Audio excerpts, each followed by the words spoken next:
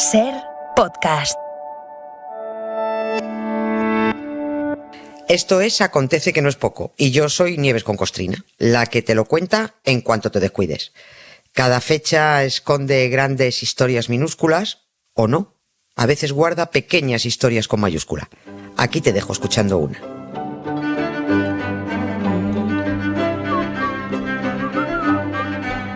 Hola Nieves, buenas tardes. Buenas tardes, Carlas. Hola, ¿cómo estás? ¿qué tal? Muy bien. Falta apenas una semanita para el comienzo oficial de la primavera, ¿eh? Falta apenas una semana, pero ya hace días que lo que son los fríos del invierno quedaron atrás. Hoy en La Ventana, en este Acontece que no es poco, vamos a recordar un episodio histórico de frío, pero de frío del carajo. No aquí, en Nueva York. Del carajo. Hace más de un siglo. Bueno, un episodio que provocó centenares de muertes. Lo trágico, y que hoy vamos a explicar, es que gran parte de las víctimas fallecieron electrocutadas. Muy curioso, ¿verdad? Sí. Sí, es muy curioso, sí. Pues mira, para entrarle al acontecido de hoy voy a usar una excusa cinematográfica. Siempre son bienvenidas, a ver. Sí, o sea, sí, porque es que además que el cine se hace tanto bien con la historia y la historia con el cine, que siempre es un buen recurso. Yo dudo mucho que cualquier aficionado al cine haya dejado de ver Gilda. Segurísimo, Sí, ¿no? sí. Y lo menciono porque una de las canciones de la banda sonora, Put the Blame on Maine, Échale la culpa a Maine, compuesta para esta película de 1946, tiene que ver con el acontecido que nos ocupa. Esa canción que hace como que canta Rita Hayworth, aunque la que en realidad canta es Anita Ellis, recoge las tres grandes catástrofes de la historia de Estados Unidos. Hasta entonces, claro, hasta aquel año. El terremoto de San Francisco, el incendio de Chicago y el huracán blanco de Nueva York. La canción va hablando de los tres desastres, pero es una canción así como erótico-festiva, sí. ¿no? De hecho, la canta en dos ocasiones en la película, una de ellas quitándose el guante famoso, ¿no? Porque cuando Anita canta, dice eso de échale la culpa a Maine, se refiere a que Maine era una mujer con una actividad sexual desaforada que iba provocando terremotos, incendios y tormentas de nieve. Esa canción tiene un gazapo, porque en una estrofa Gilda canta esto. Remember the blizzard back in Manhattan in 1886. They say the traffic was tied up and folks were in a fix. Esta estrofa efectivamente habla de la tormenta de nieve en Manhattan en 1886, ha dicho. ¿Dónde está el fallo entonces? que fue en el 88. Ah, bueno, se ha equivocado de año. Sí, no. Bueno. Es que yo creo que lo de fix no rimaba con six, entonces, o sea, solo rimaba con six y por eso lo pusieron. No, es una tontería. No fue en 1880, o sea, no fue en 1886, fue en 1888. Fue el 14 de marzo de ese año cuando por primera vez en 3 días los neoyorquinos pudieron salir de sus casas y ver la que había liada. En Manhattan sobre todo. Nueva York se convirtió en una ciudad fantasma. O sea, 3 días nevando, la ciudad colapsada, desabastecida, a 14 grados bajo cero, vientos de 80 kilómetros por hora y más de 400 muertos, que no murieron de frío ni porque les cayera un carámbano encima. Murieron electrocutados la mayoría. Y mira, en este caso no hay que echarle la culpa a Maine, hay que echarle la culpa a Edison.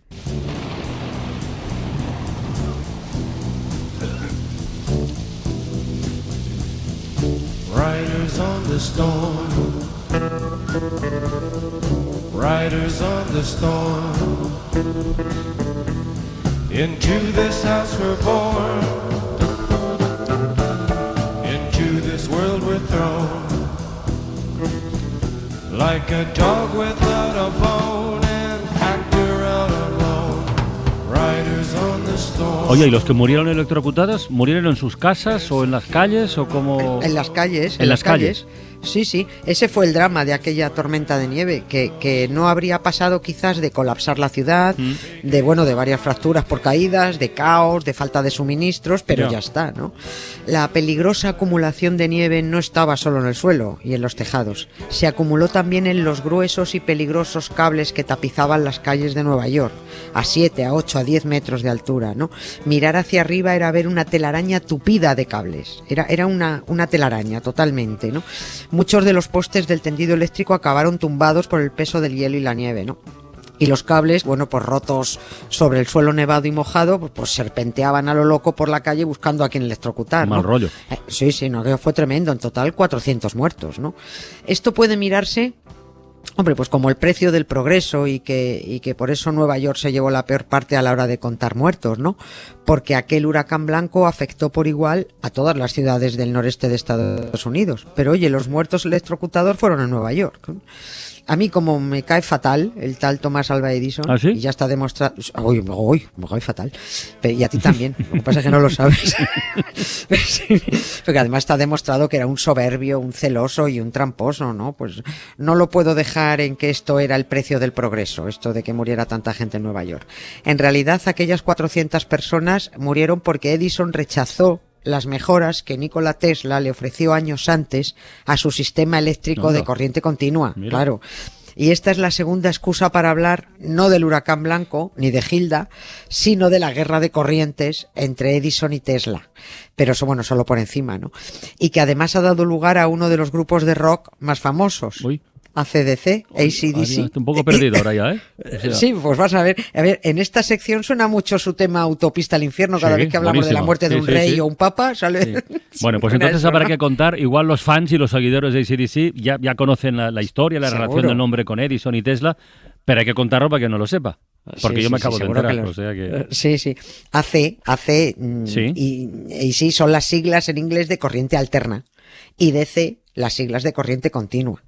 Cuando los hermanos Young, los de este grupo, formaron su grupo, vieron estas siglas en la máquina de coser eléctrica de su hermana y les gustó para su banda de rock duro. Mira qué bien. Por eso, claro, ese AC/DC, ese AC/DC, en la máquina de coser, eso lo que significa es que esa máquina podía enchufarse a la red eléctrica de corriente alterna y luego la propia máquina la convierte dentro en corriente continua, más potente, ¿no?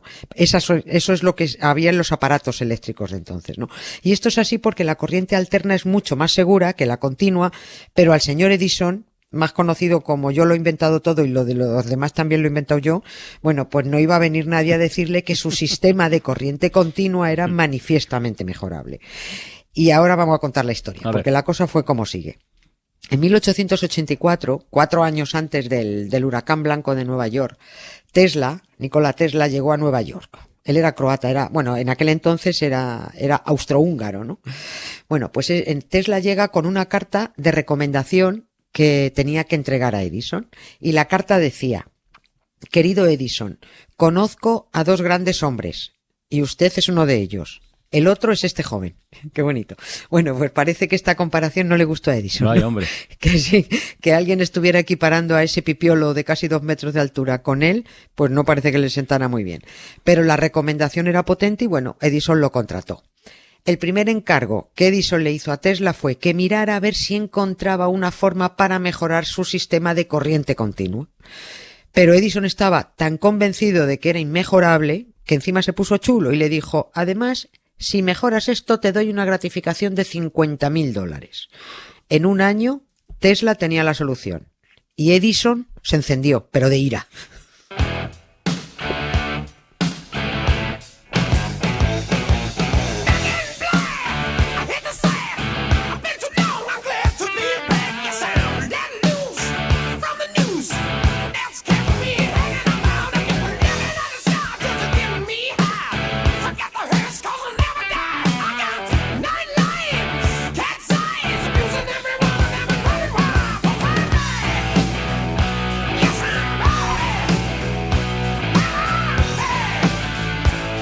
Qué buena la historia de AC/DC. Bueno, de todas formas, a ver, no solo el sistema de corriente continua era mejorable, es que al demostrarse que era así, tenía que aflojar 50.000 pavos, ¿no? Ese era el problema. Sí, claro. Sí. Uy, con lo tacaño que era, además.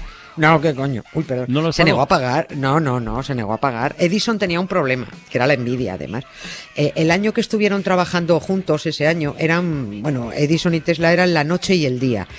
Tesla era un magnífico ingeniero, era matemático, sabía de física, de mecánica, y con todos esos conocimientos él hacía cálculos. Él calculaba, trabajaba sobre el papel. Edison no, Edison sacaba sus experimentos a base de ensayo-error, ¿no? O sea que veía que Tesla era un cerebrito y no vio en él a un colaborador, sino a un rival. Yeah. Por eso cuando Tesla le presentó cómo mejorar el peligroso sistema de corriente continua, Edison rechazó su trabajo y se negó a pagarle los $50.000. Qué mala es la envidia, ¿eh? Soy tremenda, ¿no? ¿Ves cómo ya te cae mal también Edison? Sí, hombre. Sí. Lo que había diseñado Tesla era la corriente alterna, que se puede transformar fácilmente de mucho voltaje a poco voltaje para que sea más segura. Esto contado así, pues en fácil, ¿no? Era mucha potencia, poca potencia, ¿no? Y además era más barata. Si Edison hubiera tenido en cuenta el trabajo de Tesla, pues podría haber mejorado todo el sistema eléctrico que tenía instalado ya en Manhattan y se hubieran evitado quizás muchas muertes, ¿no? Por supuesto, Nikola Tesla dimitió y se estableció por su cuenta, pero bueno, ya le tenían echado el ojo varios inversores porque era un ingeniero absolutamente extraordinario, ¿no? Consiguió además fondos para seguir desarrollando su sistema de corriente alterna. Y comenzó, aquí en este punto, cuando ya estaban separados, comenzó lo que se llamó la guerra de corrientes, ¿no? En un rincón del Rin estuvo Edison y la General Electric, y en el otro rincón Nikola Tesla y la Westinghouse Corporation, ¿no? El triunfo de aquella guerra de corrientes estaba cantado, pero bueno, hubo muchos cadáveres en el camino, pero lo ganó Tesla. Su sistema era más barato, era mucho más seguro y era mucho más estable, ¿no? La historia de esta guerra, la verdad, es que está trufada de detalles chulísimos y apasionantes, ¿no? Pero bueno, al menos Tesla, a este hombre ya se le ha dado su sitio y ahora es la corriente alterna la que ilumina el mundo, ¿no? Ya no se usa corriente continua. Tesla lo decía en aquellos finales del siglo XIX. El presente es suyo, refiriéndose a Edison, pero el futuro es mío. Y así es, porque está considerado el padre tecnológico del siglo XX.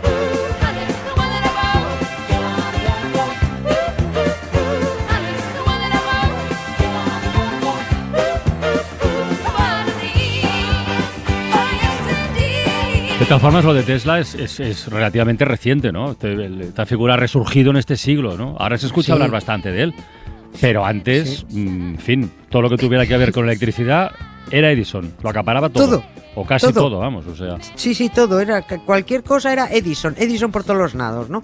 Pero bueno, la divulgación científica ya ha hecho mucho, ¿no? Y el cine, que ya se ha ocupado mucho de Tesla. Sí, David Bowie, habéis hablado antes de 2016 cuando murió, ¿no? David Bowie interpreta a Tesla en El truco final, ¿no? En la película. Hay otra serie también, en fin. Los expertos sabían quién era Tesla, pero nosotros no. A nosotros no nos lo contaban, a nosotros nos metieron en la cabeza que Edison lo inventó todo. Verdad. Y en todos los libros del cole nos hablaban de Edison, no de Tesla, ¿no? La presencia invasiva de este hombre, de Edison, era tal que hasta hace unos años, pocos, si tú buscabas en Google Día Internacional del Inventor, que es el 9 de noviembre, por cierto, un día que se creó en honor de la actriz e inventora Edith Lamar, bueno, la que puso las bases, claro. que puso las bases de la Wi-Fi. Personajazo. Y que no llamaron Día Internacional de la Inventora, sino Día Internacional del Inventor, aunque fueran sonor. Bueno, pues si ponías Día Internacional del Inventor, en la página de resultados de Google, arriba, como primer resultado, aparece una foto de Edison. Sí. Luego la quitaron.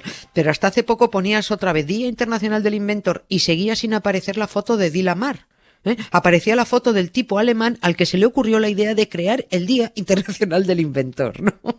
En fin, me guardo más cosas porque me quedo con ganas de demostrar con más datos lo mal tipo que era el tal Edison, que estuvo ejecutando animales en público, montando show, ejecutando animales, utilizando la corriente alterna de Nikola Tesla para desprestigiarlo. Fue la guerra de DC contra AC, ya lo contaré. O sea, lo de dar la brasa va también por Edison, por lo mismo, ¿no? Sí. Vale, muy bien. Pues nada, Nieves, mañana más, venga.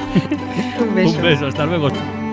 Para no perderte ningún episodio, síguenos en la aplicación o la web de la SER, Podium Podcast o tu plataforma de audio favorita.